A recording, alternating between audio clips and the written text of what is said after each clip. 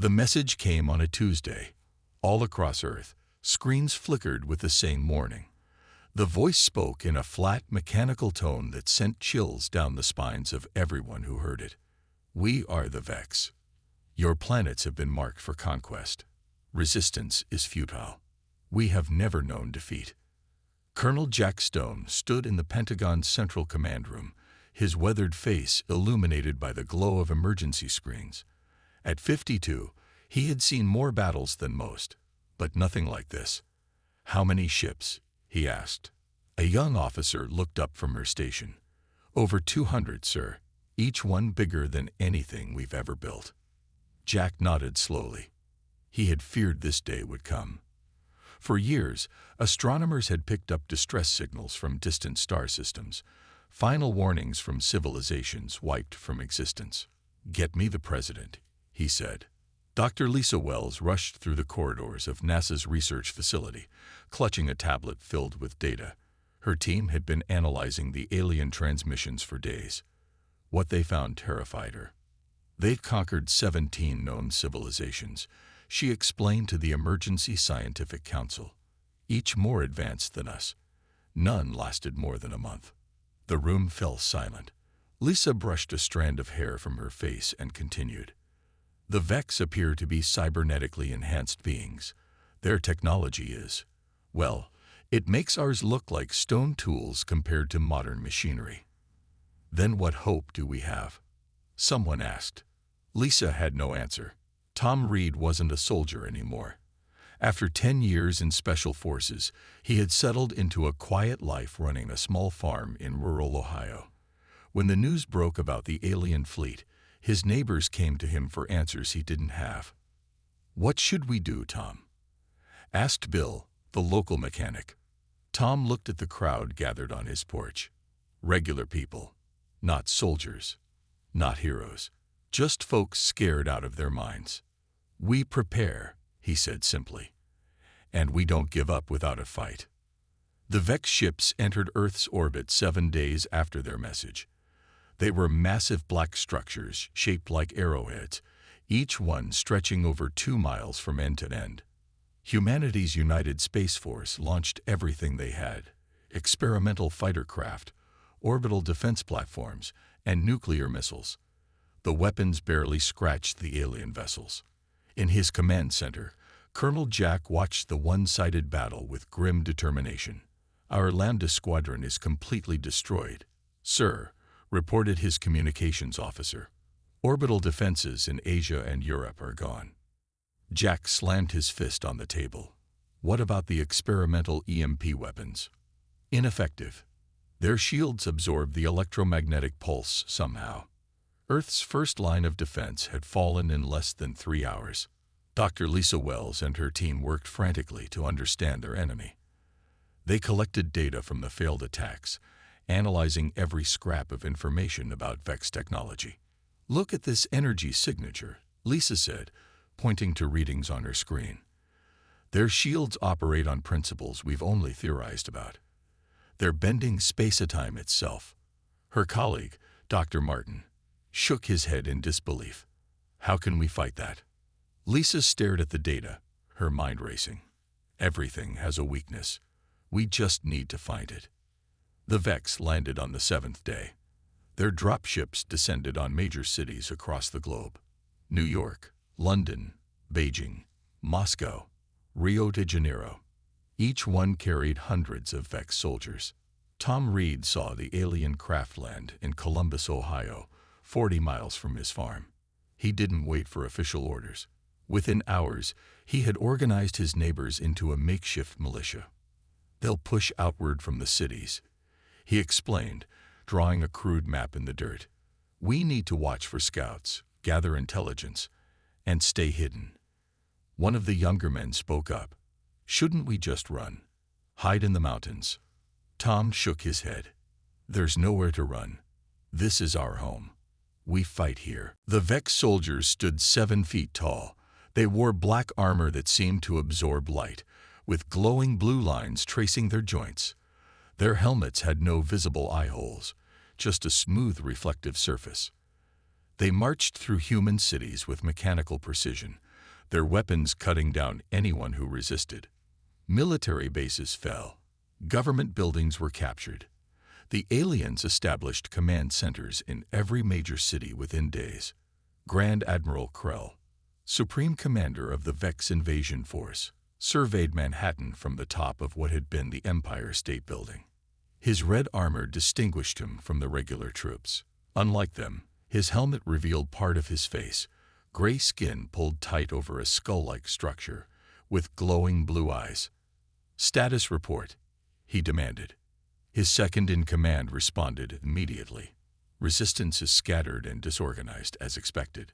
We control 78% of major population centers. Minor human military forces are retreating to rural areas." Krell made a sound that might have been a laugh.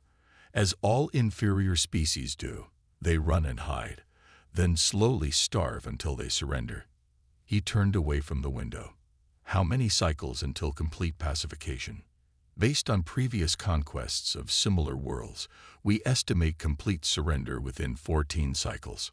"Good. This planet is resource-rich. The High Command will be pleased." What Krell didn't know, what no Vex could understand, was that humans didn't follow patterns set by other conquered species. Colonel Jack Stone had escaped the Pentagon minutes before it fell. Now, in a hardened bunker beneath the Appalachian Mountains, he gathered what remained of Earth's military leadership. "They've taken every major city," he said, looking at the grim faces around him. "But they haven't won." "With respect, Colonel," said a general from the Chinese army, "our combined forces were defeated in days. What can we possibly do now?" Jack pointed to the map. "We adapt. Conventional warfare failed. So we change tactics. Small units, guerrilla strikes, gather intelligence on their weaknesses." "And then what?" asked another officer. "Then we hit them where it hurts." Dr. Lisa Wells had escaped with critical research data. In a hidden laboratory, she studied footage of Vex soldiers. "Look at this," she said to her remaining team. "Notice how they move. It's too perfect, too mechanical." She zoomed in on a Vex soldier firing at fleeing humans. "They never waste a movement, never show fatigue." "Meaning what?" asked Dr. Martin. Lisa's eyes lit up with the first glimmer of hope. "Meaning they might not understand what humans are truly capable of when pushed to our limits." Tom Reed and his militia observed a Vex patrol from their hiding place in the forest. The aliens moved with perfect coordination, scanning the area methodically. "They're like machines," whispered Bill. Tom nodded. "But we're not, and that might be our advantage." One of the Vex soldiers suddenly stopped, its helmet turning toward their position. For a heart-stopping moment, Tom thought they'd been discovered. Then something unexpected happened. The alien stumbled, just slightly, a tiny misstep that it quickly corrected. The patrol moved on, but Tom's mind was racing. He had seen something important, something that might mean Earth still had a chance. The invaders weren't invincible after all. 3 weeks after the invasion, humans were learning to live in shadows. The Vex controlled the cities, but the countryside belonged to the Resistance. Dr. Lisa Wells wiped sweat from her forehead as she examined the damaged Vex armor. Her makeshift lab was set up in an abandoned mine shaft, far from any Vex patrols. Getting the alien technology had cost lives, but it might save many more. "Amazing," she whispered. "Their armor isn't just protection. It's part of them." Dr. Martin peered over her shoulder. "What do you mean?" Lisa pointed to connections that snaked from the armor into what would be the wearer's flesh. "See these neural interfaces? The Vex don't just wear this technology. They're joined with it." She moved to a computer displaying scans of the armor's internal systems. "The suit enhances everything: strength, speed, reaction time. It even regulates their bodily functions." "So they're cyborgs?" asked Martin. "More than that. I think they're dependent on this technology." Lisa's eyes gleamed with excitement. "And that might be their weakness." Colonel Jack Stone studied the reports from resistance cells worldwide. A pattern was emerging. "The Vex never sleep," he said to his officers. "Their patrols run 24 hours without rest. but they do have a maintenance cycle. He pointed to a map showing Vex patrol patterns. Every 42 hours, each soldier returns to their base for approximately 30 minutes. We think they're recharging or being serviced somehow. Major Wilson, one of his few remaining senior officers, looked skeptical. That's not much of an advantage. It's something, Jack replied firmly. And we need every edge we can get. Tom Reed led his team through the forest with practiced silence. Weeks of observing Vex patrols had taught them how to move unseen. Tonight, they had a mission direct from Colonel Stone's command. Capture a Vex soldier. Bill, the mechanic, looked nervous. How are we supposed to take one alive? Their armor is impenetrable. Not completely, Tom said.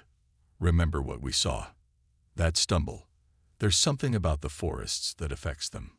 His team of 12, farmers, teachers, ordinary people who had never imagined being soldiers, moved carefully toward the patrol route they had scouted for days. Remember, Tom whispered, we're not trying to kill it. We need it in one piece. They set their trap where a small stream crossed the patrol path. Experience had shown that water sometimes interfered with Vex sensors. The wait was long, but they were used to patience. Finally, 3 Vex soldiers appeared, moving in perfect formation through the trees. Tom gave the signal. His team activated jammers built from modified radio equipment, following Dr. Wells' specifications. The devices wouldn't work for long, but they might cause enough confusion. The effect was immediate. The Vex soldiers hesitated, their movements becoming jerky. 2 fell to their knees, while the third spun in confusion. Now, Tom shouted.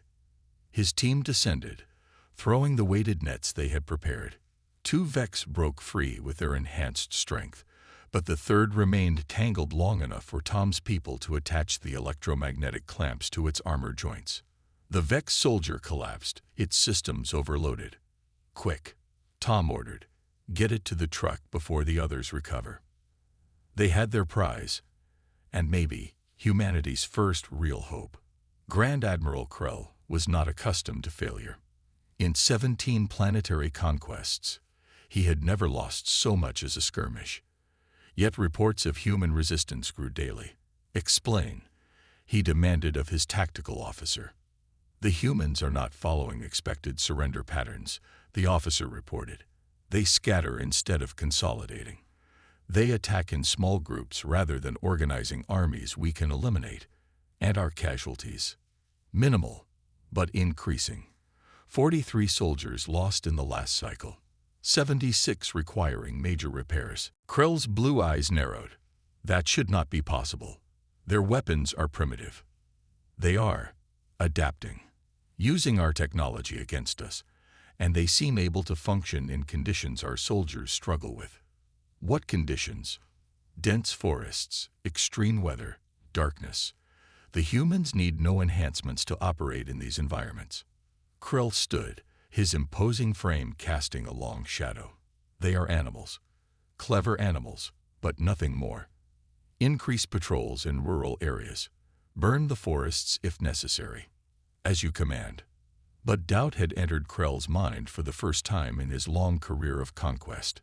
In her underground lab, Lisa Wells could hardly contain her excitement. The captured Vex soldier lay immobilized on her examination table, its armor partially disassembled. It's incredible, she told Colonel Jack Stone, who had come personally to see the breakthrough. The Vex aren't what we thought they were.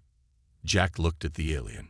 Without its helmet, the creature was almost fragile-looking.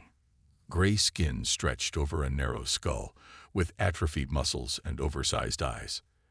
They'd been enhancing themselves with technology for so long that their bodies have devolved. Lisa explained. They can barely walk without their armor. Their muscles are weak, their bones brittle. So they're physically inferior to humans. Jack asked, hardly believing it. Dramatically so. Without their tech, an average human child would be stronger. Lisa moved to her computer. But their neural systems are incredibly advanced. They think faster than we do, process information better. That explains their strategy. Jack said thoughtfully. They rely on superior technology because physically they can't match us. Lisa nodded eagerly. And there's more. Their systems run on specific frequencies. If we can disrupt those frequencies, we could disable them without destroying them. Jack finished. Exactly. I'm calling it a pulse disruptor. With the right equipment, we might build weapons that can temporarily paralyze their systems. Jack felt hope rising in his chest. How long? Give me 2 weeks. Tom Reeves stood with his team as Dr. Wells explained her discovery to the gathered resistance fighters. The Vex consider themselves evolutionarily perfect, she said. They chose technology over physical development centuries ago. Now they can't survive without it. So they're weak? Asked Bill. Physically, yes. But don't underestimate them. Their technology is still far beyond ours, and they believe absolutely in their superiority. Tom nodded thoughtfully. Pride. That's a weakness too. Indeed, said Colonel Jack, who stood at the front of the room. And we're going to exploit every weakness they have. He unfolded a map on the table. Dr. Wells is developing weapons that can disrupt their systems. But we need more than that. We need to change how we fight. Tom stepped forward. My team has been watching them. The Vex don't understand terrain the way we do. They stick to paths, avoid difficult ground. And they hate water. They also can't handle long engagements, added another resistance leader. They retreat after unexpected setbacks, regroup completely rather than adapting on the fly. Jack looked around the room at the gathered humans, soldiers and civilians united by determination. Then that's how we'll beat them. Not with superior firepower, but with endurance, adaptability, and the unexpected. For the first time since the invasion, the resistance had a real plan. What the Vex would soon learn was that humanity's greatest weapon wasn't technology. It was the indomitable human spirit that had survived ice ages, plagues, and their own wars. A spirit that refused to surrender, no matter the odds. The real fight was about to begin. 2 months after the invasion, the resistance was ready. Dr. Lisa Wells stood before Colonel Jack Stone and the assembled team leaders, holding what looked like a modified rifle. The pulse disruptor, she announced, lifting the weapon. It emits an electromagnetic pulse tuned to the exact frequency of Vex neural systems. Jack took the weapon, testing its weight. Range, about 50 meters. Direct hit not required. It affects everything in a 5-meter radius from impact. Lisa smiled with tired pride. One shot will disable a Vex soldier for approximately 3 minutes. Enough time to finish the job. Tom Reed finished grimly. Lisa nodded. We have materials for 200 units. After that, we'll need to scavenge more components. Colonel Jack addressed the room. This changes everything. For the first time, we can fight back effectively. He unfolded a large map on the central table. We've identified 3 primary targets, Vex command centers in the remains of Chicago, Atlanta, and Denver. He pointed to each location. Simultaneous strikes. Small teams, in and out fast. The goal isn't to hold territory. It's to disrupt their command structure and gather intelligence. Tom studied the Chicago target. My team will take this one. Are you sure? Jack asked. It's the most heavily guarded. We've been watching their patterns for weeks, Tom replied. We know the terrain, the patrol schedules. We can do this. Jack nodded. Then it's settled. We move in 3 days. The night before the mission, Tom couldn't sleep. He sat outside the resistance bunker, looking at the stars. Bill joined him, handing over a cup of coffee. Real coffee, a luxury these days. Nervous? Bill asked. Tom sipped the hot drink. Not about dying. About failing. He looked at his friend. If this doesn't work. It will, Bill said firmly. You've turned us from scared civilians into fighters. We're ready. Tom nodded, but doubt lingered. Tomorrow would change everything, one way or another. Lisa worked through the night, making final adjustments to the pulse disruptors. Her hand shook from exhaustion and too much caffeine. "You should rest," Dr. Martin said, entering the lab. "Can't," she replied without looking up. "These need to be perfect." Martin placed a hand on her shoulder. "Lisa, you've done the impossible. But if you collapse from exhaustion, none of it matters." She finally looked up, dark circles under her eyes. "I keep thinking about all the people counting on this. If I missed something." "You didn't," he assured her. "Now get some sleep. That's an order." Lisa smiled weakly. "Since when do you give orders?" "Since my friend started working herself to death." She nodded, putting down her tools. Tomorrow would come whether she was ready or not. Colonel Jack reviewed the final plans with his officers. Each team had memorized their routes, their targets, their extraction points. "Remember," he said, "we're not trying to win the war tomorrow. We're proving it can be won." Major Wilson looked skeptical. "And if we fail?" "We won't," Jack said firmly, "because we have something the Vex don't understand." "What's that, sir?" Jack thought about the weeks of preparation, the determination he'd seen in eyes of people who'd never fired a weapon before the invasion. "Heart," he answered simply. "Now get some rest. Tomorrow, we remind the Vex that Earth isn't just another conquered world." The attack on Chicago began at dawn. Tom led his team through the ruins of the city's outskirts. 20 men and women moved silently through broken buildings, avoiding the open streets where Vex patrols marched in perfect formation. "Remember," Tom whispered, "stick to the plan. Hit and move. No heroes today." They reached their first target, a minor patrol route. 3 Vex soldiers walked the same path they took every day, perfect in their precision and perfectly predictable. Tom raised his hand, then dropped it. 3 pulse disruptors fired simultaneously. The Vex soldiers stumbled, their armor systems flickering with blue sparks. Before they could recover, Tom's team was on them, attaching explosive charges to specific points on their armor. "Clear," Tom ordered. His team retreated around a corner just as the charges detonated. "First patrol down," Bill reported with a grin. "No alarm." Tom checked his watch. "We have 17 minutes to reach the command center." Similar scenes played out in Atlanta and Denver, coordinated strikes against Vex patrols, creating gaps in their security. For the first time since the invasion, the aliens were caught off guard. In his command ship orbiting Earth, Grand Admiral Krell received disturbing reports. "Simultaneous attacks in 3 cities," he demanded. "How is this possible?" His tactical officer looked uncomfortable. "The humans are using new weapons, some kind of electromagnetic pulse that disrupts our systems." "Impossible," Krell snapped.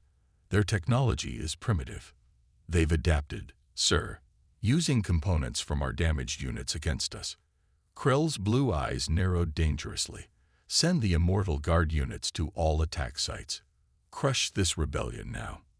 Tom's team reached the Chicago Command Center, a fortified structure that had once been a government building.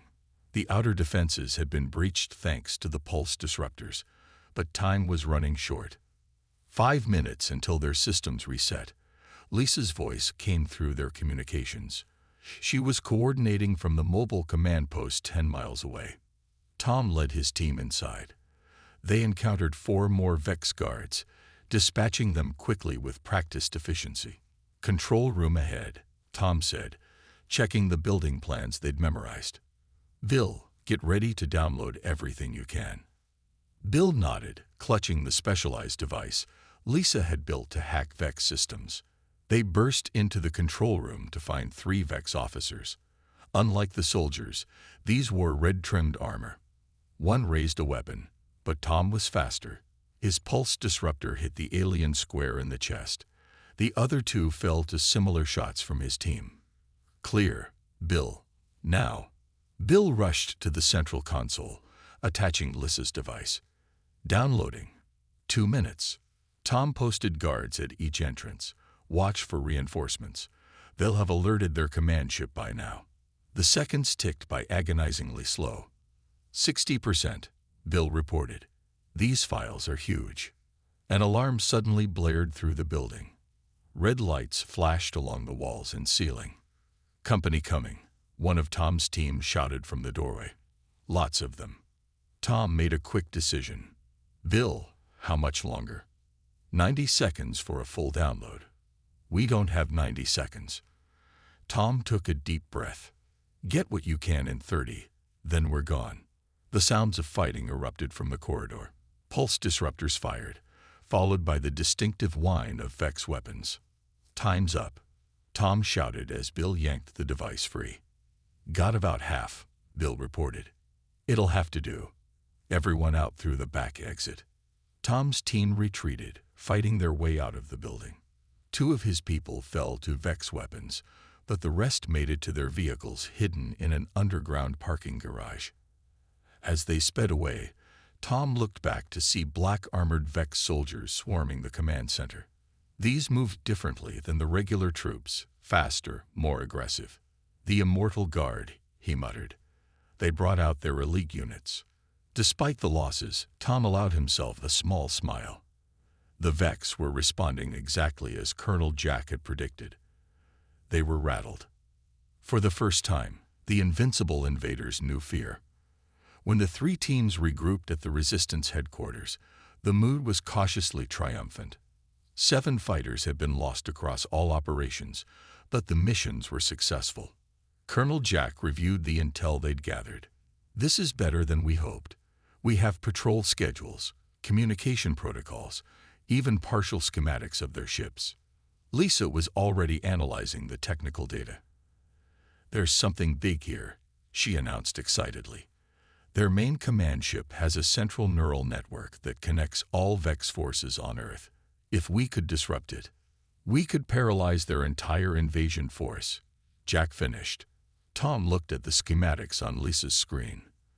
"That ship is in orbit. How do we reach it?" Jack smiled grimly. "One step at a time. Today we prove they can be hurt. Tomorrow, we show them humans don't just fight.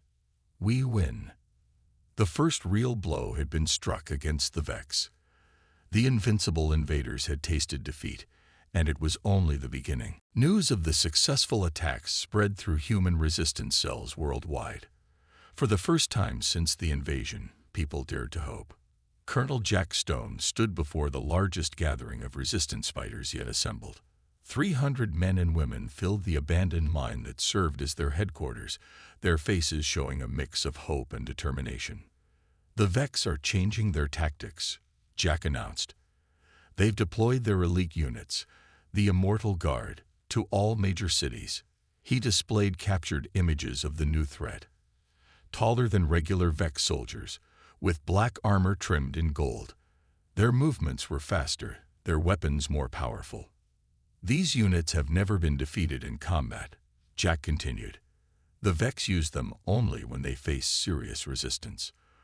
A murmur ran through the crowd. Lisa stepped forward. "The good news is they're deploying these units because they're afraid," she said. "The bad news is the Immortal Guard have enhanced shielding. Our current pulse disruptors won't work on them." Tom Reed spoke up from the front row. "So we need new weapons." Lisa nodded. "I've been studying the data we captured. The Immortal Guard's shields operate on a different frequency. But there's something else, something unexpected." She displayed a scan of an Immortal Guard's armor systems. "They've sacrificed endurance for power. Their enhanced systems drain energy much faster than standard units. After approximately 12 hours of continuous operation, they must return to their ships to recharge." Jack's eyes lit up with understanding. "So if we can keep them engaged long enough, they'll run out of power," Lisa finished. "Exactly. But how do we fight them for 12 hours when we can't disable them?" asked Bill. Jack looked thoughtful. "We don't fight them. We make them chase us." Grand Admiral Krell paced the command deck of his flagship. Reports from Earth were troubling. "The humans are attacking everywhere at once," his tactical officer explained. "Small strikes, then immediate retreat. Casualties?" Krell demanded. "Minimal on both sides. They hit and vanish before we can respond effectively." Krell's patience was wearing thin. Why haven't the Immortal Guard eliminated these pests? They are our finest warriors. The humans won't engage them directly, sir. They retreat into terrain where our troops are at a disadvantage. Dense forests, underground tunnels, flooded areas. This is unacceptable. Krell slammed his fist on a console. I want results. Double the Immortal Guard deployments. Burn the forests if necessary. These humans must learn their place. What Krell couldn't understand was that humans had been fighting from disadvantaged positions throughout their history. It was a skill bred into them through thousands of years of warfare against stronger opponents. Tom Reed led his team through the sewers beneath what had once been Detroit. Above them, Vex patrols searched the ruined city. Check your timers, Tom whispered. Each fighter wore a watch synchronized to the Resistance's master plan. Bill glanced at his. 20 minutes until Phase 2. Tom nodded. They'd been leading the Immortal Guard on a chase for 9 hours already. The elite Vex units hadn't stopped once, pursuing the humans relentlessly through the city's ruins, into the wilderness beyond, and now back into the urban maze. His team was exhausted, but they'd rotated rest periods throughout the day. The Vex hadn't rested at all. Remember, Tom said quietly, we just need to keep them moving for 3 more hours. Then we strike. Similar scenes played out across the continent as resistance teams implemented Jack's strategy. Keep the Immortal Guard moving, never stopping, draining their power reserves hour by hour. Lisa worked frantically in the mobile lab, making final adjustments to her newest creation. The modified pulse disruptor is ready, she told Jack over the secure communication line. But we have only 30 units. If this doesn't work, it will work, Jack assured her. Your data is solid. She didn't share his confidence. The new weapons were based on incomplete information, assembled with scavenged parts. So much could go wrong. The teams are in position, Jack continued. The Immortal Guard units have been active for almost 12 hours continuous. We'll never get a better chance. Lisa took a deep breath. I'll distribute the weapons to the strike teams. God help us if we're wrong about their power reserves. 11 hours and 45 minutes into the operation, Tom's team emerged from the sewers near their planned ambush point. They were filthy, exhausted, but alive. Status? Tom asked. Immortal Guard still in pursuit, replied his scout. They look different, moving slower, less coordinated. Tom allowed himself a small smile. They're running on reserve power. Time for Phase 3. His team quickly set up their positions in the abandoned factory they'd prepared days earlier. Special lures, devices that mimicked human biosigns, were activated to draw the Vex into their trap. It didn't take long. 6 Immortal Guard units entered the factory, their movements noticeably less fluid than before. Their gold-trimmed armor still gleamed, but the blue energy lines pulsing across it flickered irregularly. Tom gave the signal. The new pulse disruptors fired simultaneously. For a heart-stopping moment, nothing happened. Then the lead Immortal Guard stumbled. Its shields flickered and died. The others soon followed, their enhanced systems failing as the pulse disrupted their already drained power networks. Now, Tom shouted. His team swarmed the disabled elite units, attaching explosive charges to their armor joints. Unlike regular Vex soldiers, the Immortal Guard fought even as their systems failed, showing unexpected physical strength. 2 of Tom's fighters fell to the aliens' desperate counterattacks, but the outcome was inevitable. The humans had planned too well. When the last Immortal Guard fell, Tom allowed his team a moment of celebration before ordering them back to base.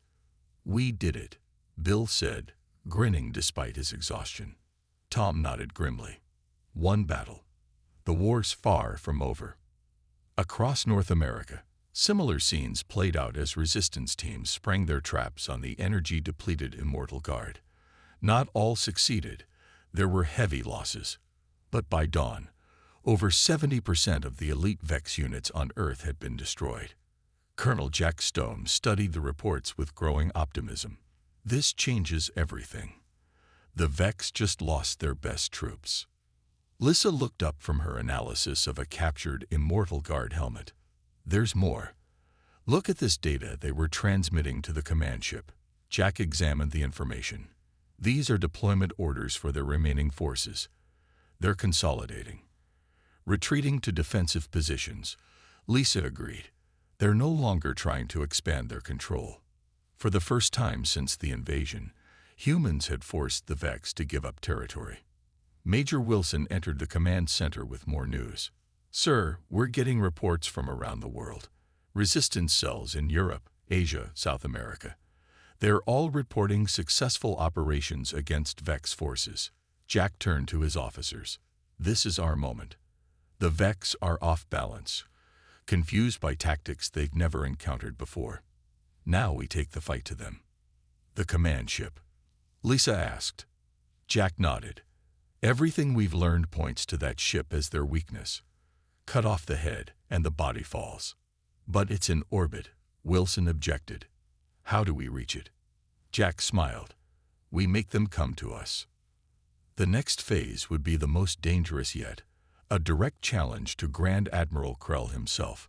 But for the first time, it seemed possible. Earth's mightiest warriors weren't super soldiers or advanced technology. They were ordinary humans who refused to surrender, whose creativity and determination made them the most dangerous opponents the Vex had ever faced. The final battle was approaching. This is insanity, Major Wilson said, staring at Colonel Jack Stone's plan. You want to let them capture you. They stood in the war room of the Resistance headquarters. The final operation was about to begin. Not just me, Jack replied calmly. A small team. The best we have. Tom Reed studied the schematics of the Vex command ship. Once aboard, we'll have minutes, maybe seconds, before they realize what we're doing. Then we better not waste time, Jack said with grim determination. Lissa Wells finished checking the special equipment they would carry, modified pulse disruptors, hacking devices, and something new, a virus designed to spread through the Vex neural network. This is our best chance, she insisted.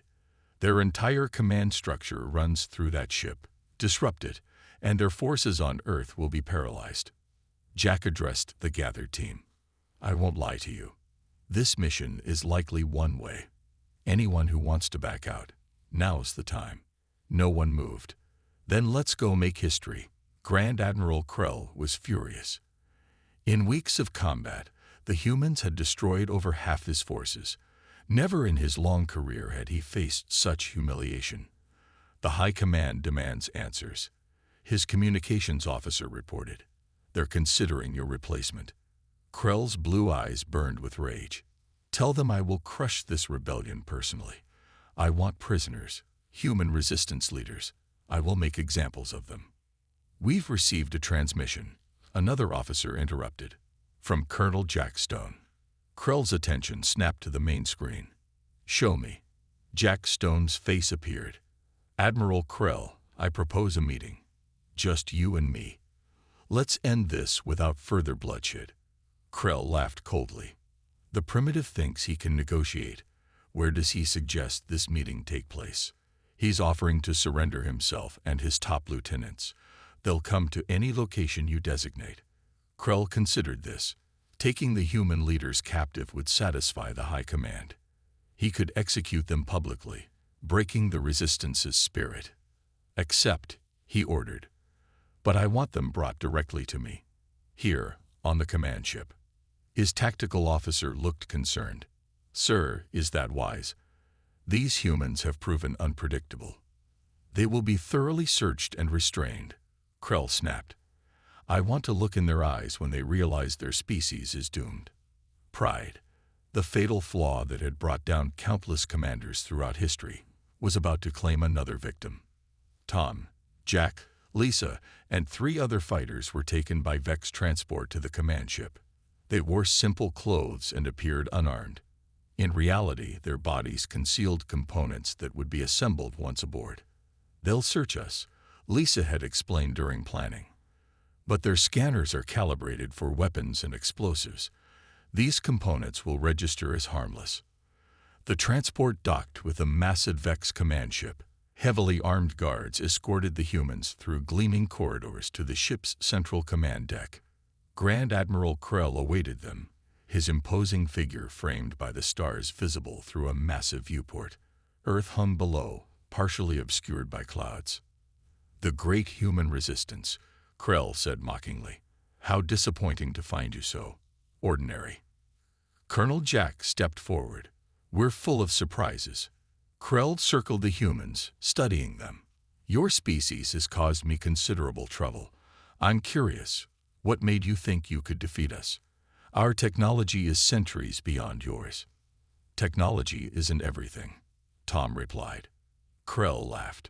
"Spoken like a primitive. You fought well, for animals. But the outcome was never in doubt." Jack's eyes met Tom's briefly. The signal. It was time. "You're right about one thing," Jack said, drawing Krell's attention. "This ends today." On Earth, resistance fighters worldwide launched simultaneous attacks on Vex positions. Not to defeat them, just to keep them occupied and communicating with the command ship. Every transmission, every request for orders, carried hidden code. Lisa's virus, spreading through the Vex network, waiting for activation. In a lightning-fast movement, Tom dislocated his own thumb, a painful technique that allowed him to slip his restraints. The others did the same, moving with practiced coordination. Before the Vex guards could react, the humans had assembled their hidden components into compact pulse disruptors. They weren't powerful, but at close range, they didn't need to be. The first shots disabled the nearest guards.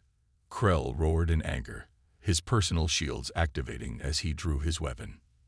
"The control console," Lisa shouted, racing toward the main computer interface. Tom and Jack engaged the remaining guards while Lisa worked. Their small pulse disruptors were quickly depleted, forcing them to fight hand-to-hand against the physically weaker but technologically enhanced Vex.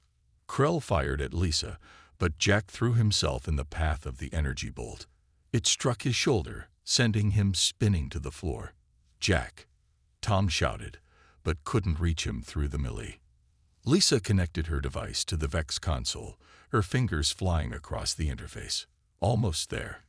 Krell realized what was happening too late. "Stop her," he commanded, but his remaining guards were locked in desperate combat with the humans. Tom found himself face to face with Krell himself. The Vex Admiral towered over him, his enhanced armor making him faster and stronger than any human could hope to be.